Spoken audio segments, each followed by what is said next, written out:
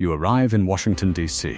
on a Sunday in late August with 2 suitcases, a laptop, and $2,400 in your checking account that needs to last you 16 weeks because the internship does not pay. This is standard. You knew this before you came. You applied for the internship anyway because the name of the office on your resume will open doors that your GPR alone cannot, and you have understood since you were 17 years old that in this city the doors matter more than almost anything on the other side of them. You are 21 years old, and you are already thinking about the doors. The office is in a building 3 blocks from the Capitol. You badge in at 7:45 and on your first Monday. Your supervisor, a legislative aide named Carla, who is 26, and has the specific exhausted alertness of someone who has been running on 4 hours of sleep and institutional ambition for 2 years, shows you your desk. The desk is in a room with 4 other desks. The room smells like old coffee and printer toner, and the specific indoor air of a building where important things happen in other rooms. You will not be in the other rooms for a long time. You will be in this room, at this desk, doing the work that makes the other rooms possible. The work is this. You read constituent mail, 340 pieces per week, sometimes more. You summarize it. You categorize it. You flag the ones that require a personal response. You draft the responses that someone else will sign.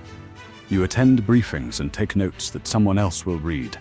You research legislation that someone else will propose. You are the infrastructure of the office, the unglamorous foundational work without which the visible work cannot happen. You understand this. You do not complain about it. You are 21 years old, and you are learning the shape of power from its basement, which is the only honest place to learn it. At $0 a month, you share an apartment with 3 other interns in a neighborhood that is 45 minutes from the office by metro. You eat lunch at your desk. You wear the same 4 business outfits on rotation. You attend every networking event you are invited to, and some you are not, because in this city every room is a room where something might happen. You arrive early. You stay late. You learn the names of every staff member in the office within your first week. This is noted, though not yet by anyone who can act on it. The thing about being an intern in Washington is that the power is physically close. You walk past senators in the hallway. You hold doors for cabinet members. Once during your second week, you are alone in an elevator with the majority leader for 11 seconds, and you say good morning, and he says good morning, and the elevator opens, and he is gone. And you stand in the hallway for a moment, processing the specific surreal quality of proximity to power before it touches you. It does not touch you yet, but you are close enough to feel its heat. Level 2, the staff assistant. $38,000 a year. 14 months after the internship you are back. Not as an intern, as a staff assistant in the same office, $38,000 a year. Benefits. A desk that is slightly larger than the intern desk but in the same room. You negotiated the salary for 3 minutes before accepting. You did not know that you could have asked for $42,000 and gotten it. You will know this by the end of the year. Your job is broader now. You manage the constituent services operation.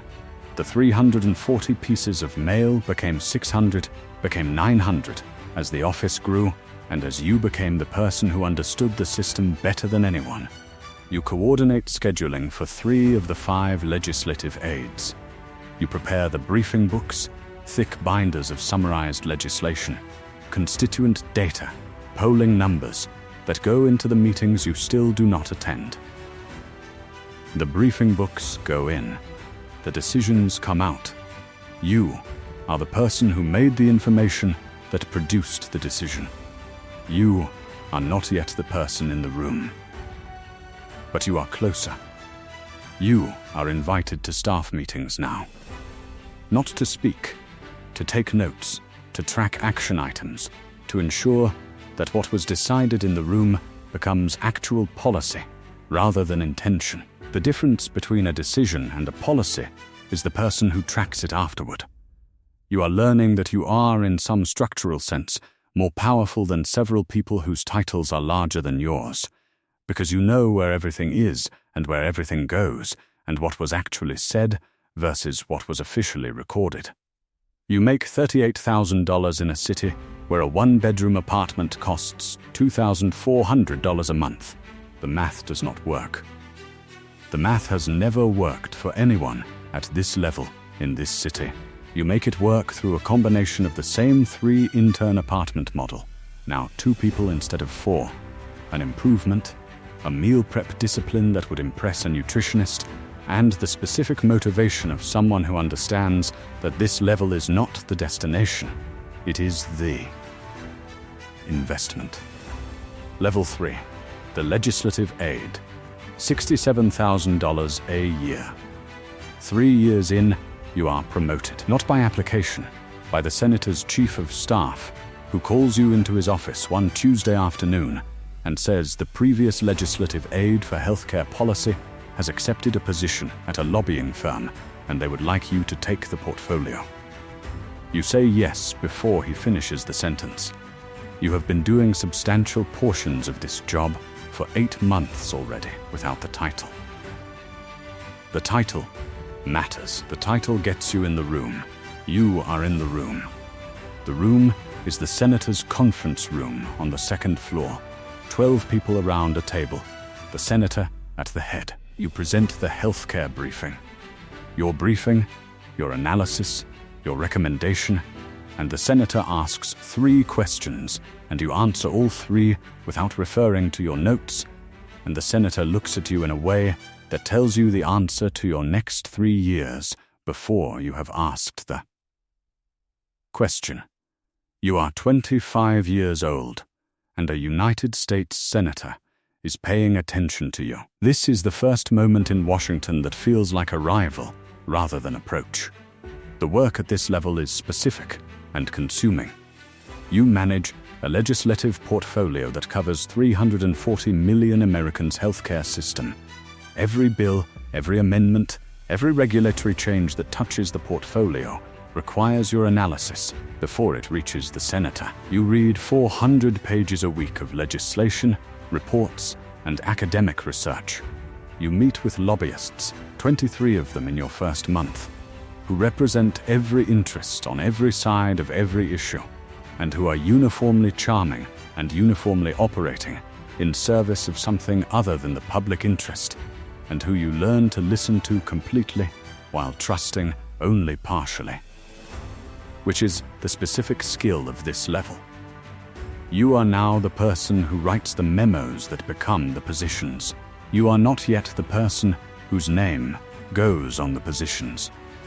That distinction between the author and the signatory is the central fact of legislative staff work, and you make peace with it the way you make peace with most things in Washington, by understanding that the signatory needs the author more than the author needs any particular signatory, and that the author's value transfers across offices and administrations in ways that the signatories cannot.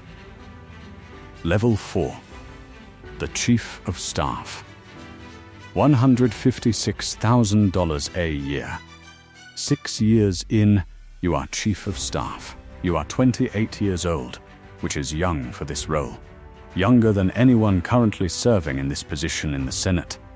And this fact is noted in a Politico piece about rising staff talent that describes you as someone to watch, which is the Washington way of saying that you have made it to the edge of the visible world without yet being in it.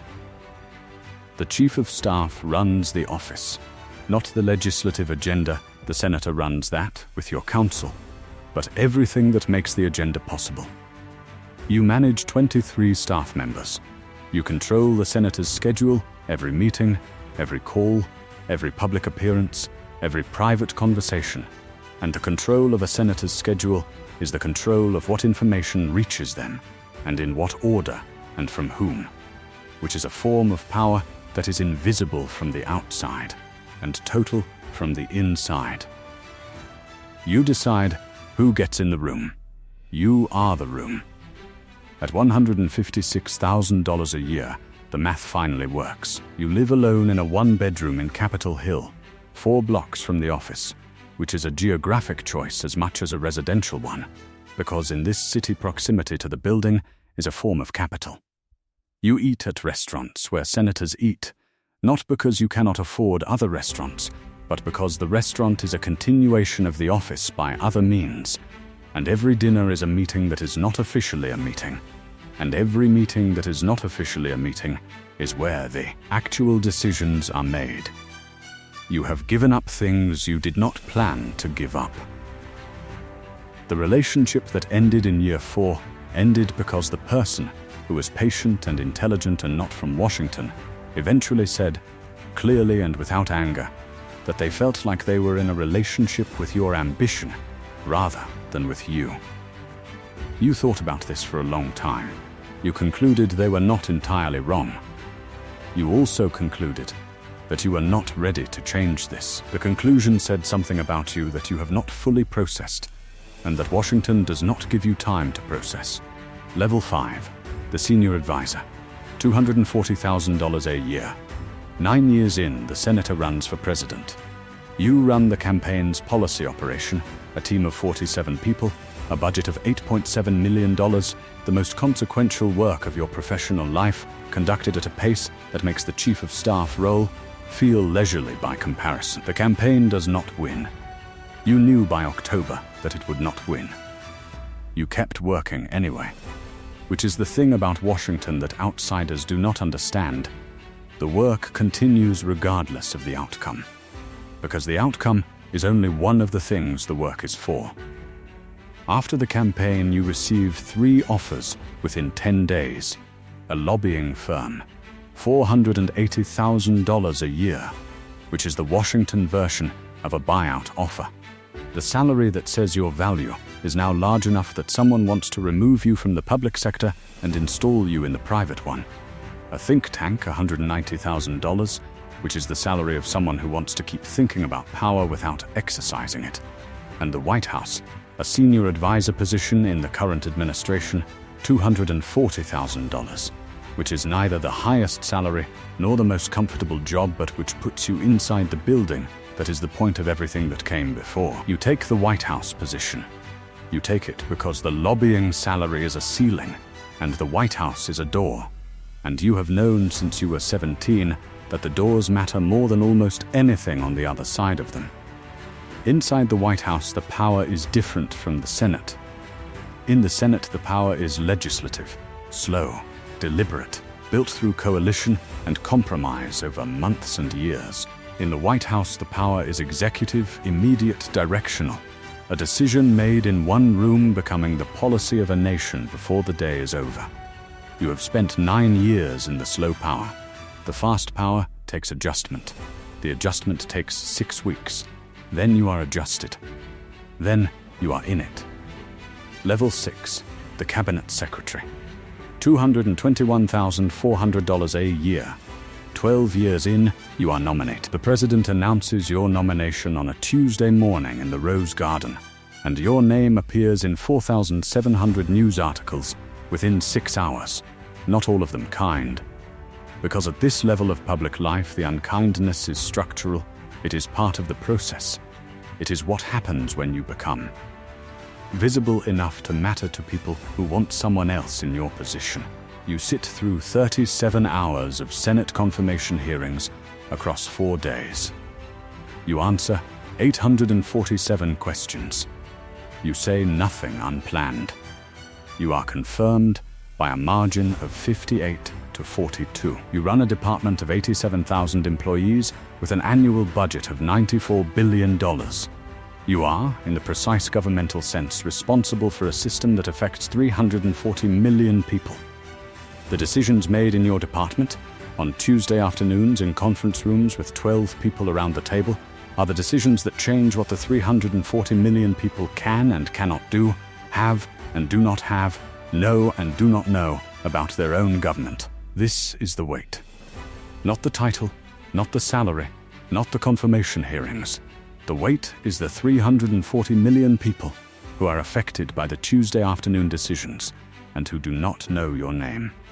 At $221,400 a year, less than the lobbying firm offered, less than several of your former colleagues make, less than the system produces when you exit, you have more actual power over more actual lives than at any previous point. The power and the money have inverted. This is Washington's permanent irony. The closer you get to the real power, the less the money tracks it. Level 7. The exit. What power actually costs. 16 years in, you leave. Not pushed, you choose. The administration ends as all administrations end, and you sit in your office on the last day and look at the walls from which your things have been removed and the desk which will belong to someone else by Monday morning, and you do the specific accounting that people do in these moments. You entered Washington with $2,400 in your checking account and $0 a month. You leave with a net worth of $1.4 million, built not from the government salaries, but from the book deal and the speaking fees and the consulting arrangement that you were careful about and that was legal and that produced income you did not have to think about because you were too busy thinking about the 340 million people. You have 17 job offers on your phone. The lobbying firm that offered $480,000 9 years ago is now offering $1.2 million. You have not decided. What you have decided is this. The relationship that ended in year 4 ended because they said you were in a relationship with your ambition rather than with them. You thought about this for 12 more years in the spaces between decisions that affected 340 million people.